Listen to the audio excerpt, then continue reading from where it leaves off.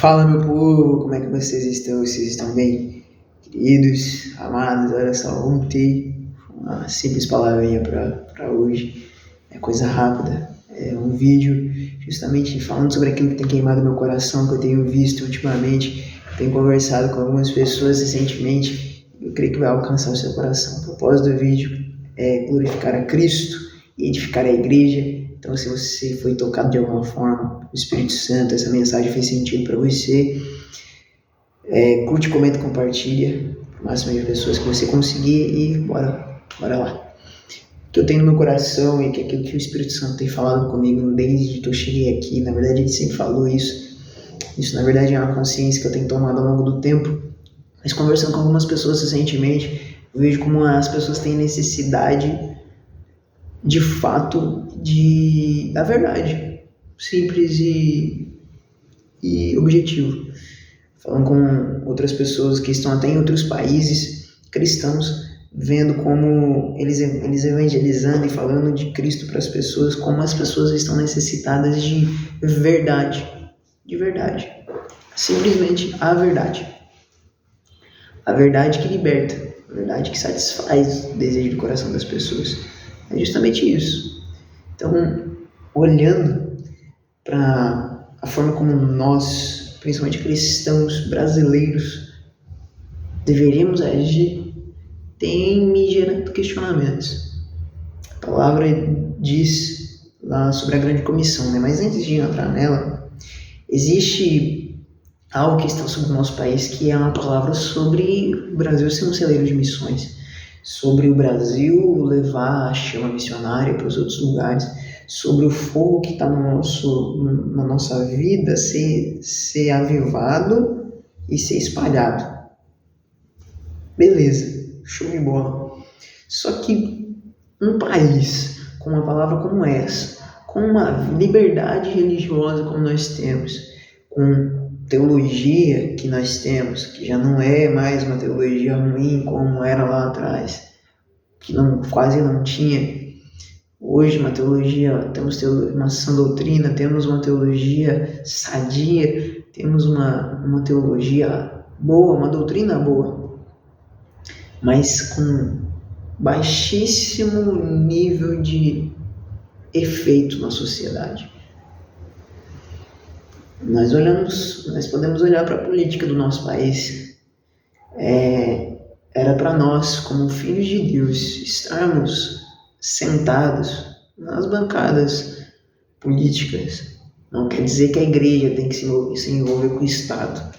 Não é sobre isso. É sobre filhos de Deus, com um coração de reino, em servir ao Senhor e levar a Cristo para todas as pessoas estarem lá sentadas. Mas é porque nós mesmo cavamos esse próprio buraco para nós. Na saúde, na educação, a falta de professores cristãos, seja nas universidades, nas escolas, no infantil. Mas nós insistimos em abrir escolas cristãs,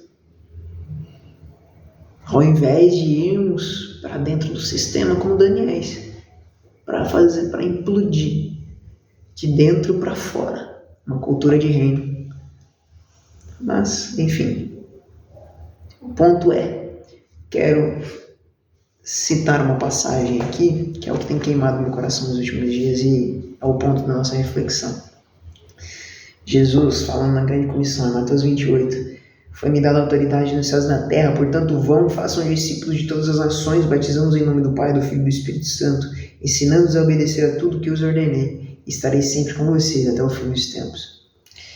Amados, a comissão aqui não é ir por todo mundo. Afinal, ir por todo mundo seria muito fácil. Pregar o evangelho a toda criatura, como em Marcos 16 fala. Pregar o evangelho a toda criatura é um papel simples, vamos dizer assim. É uma ferramenta que nos foi dada. Ide por todo mundo e prega o evangelho. Ide evangelizar a toda criatura. Se nós formos parafrasear aquilo que está escrito. Só que não é essa a grande comissão. Cristo nos chama para fazer discípulos. De fazer discípulo custa muito mais do que simplesmente pregar a palavra. Fazer discípulo é fazer com que essa pessoa entenda de coração, não somente que ela necessita de Cristo para sua salvação, mas ela precisa de Cristo diariamente para sua transformação e renovação. Somente com, de fato, o discipulado veremos uma transformação na nossa sociedade. Eu garanto, porque Cristo assim o fez. E em João, ele nos ensina que tudo aquilo que ele fez é de exemplo. Então, a cultura, as mídias, a escola, que é a educação, a política, a saúde, nosso dia a dia, nossa vida só vai ser mudada quando nós colocarmos esse princípio para dentro de nós de forma correta. Mas se muitas vezes nós deixamos de ter relacionamento com a palavra para ouvir o nosso pastor, liderança ou quem quer que seja, o pregador falar, enquanto ele está comendo, digerindo a palavra, o alimento sólido, nós estamos nos contentando com as migalhas que caem da boca dele.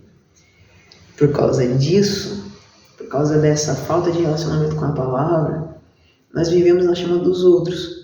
E até mesmo um mandamento tão importante como esse, para nós não faz tanto sentido, ou não caiu como iluminação em nosso coração.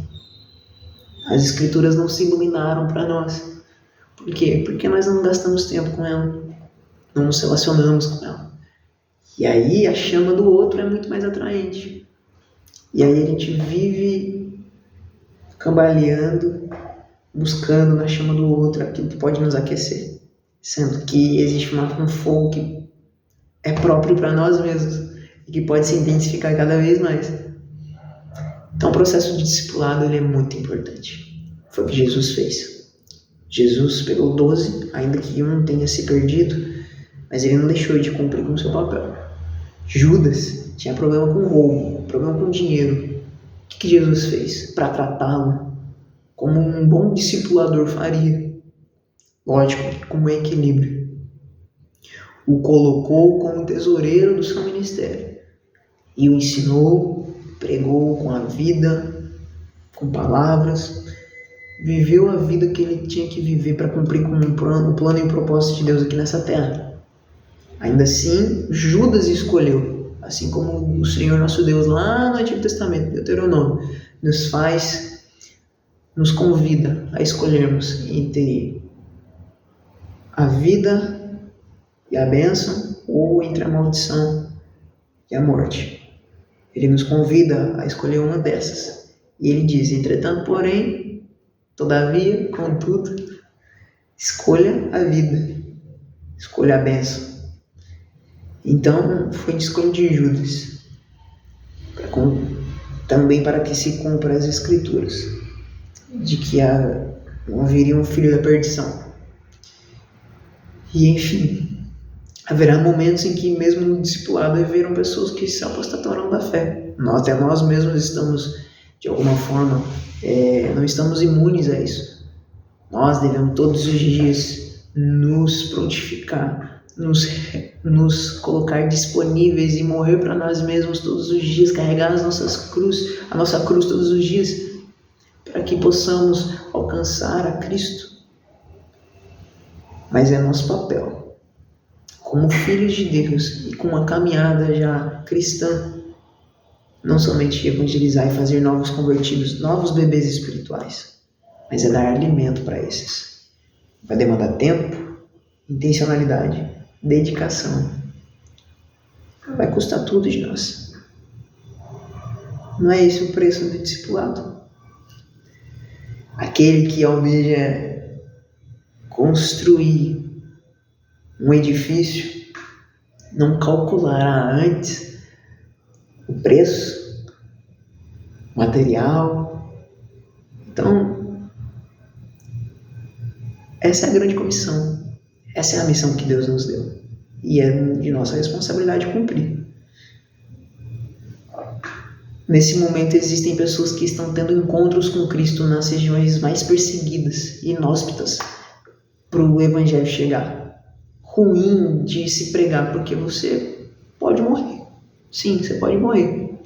Mas pessoas estão encontrando com Cristo. Cristo está se fazendo presente para eles. Só que quem vai discipulá-las? Quem vai falar mais e mais desse Deus que apareceu para elas? É nosso papel. E se nós não estamos fazendo ele nem aqui, onde não há perseguição, onde somente há liberdade de culto, paz para se pregar, como nós poderíamos pregar lá? Uma reflexão que fica, um pensamento que fica. É sem corte, é sem efeito nenhum, sem edição nenhuma, mas eu espero que alcance seu coração de alguma forma. O papel aqui é simplesmente que você saia questionando sobre a sua própria vida. Não é para olhar para os outros, olhe para si. Pois é isso que a igreja primitiva fazia. Eles olhavam para si e viam que precisavam mudar. E agiam sem pensar sobre si, mas pensavam mais no outro. Que enquanto eles estivessem cuidando do outro, a falha que estava denunciada em seu caráter, dentro de si, era sarada e tratada quando eles cuidavam dos outros. Então, fica aí a reflexão. Deus abençoe, que essa palavra tenha tocado seu coração e, no mais, estamos aí. Comenta o que você achou. Um beijo, um abraço, tchau.